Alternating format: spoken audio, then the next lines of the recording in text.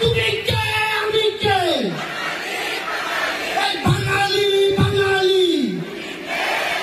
এই শেখ হাসিনার জন্য এই বাংলাদেশ ধন্য এই শেখ হাসিনা এগিয়ে চলো এই ছাত্রলীগ তোমার সাথে এই লাল সবুজের পতাকায়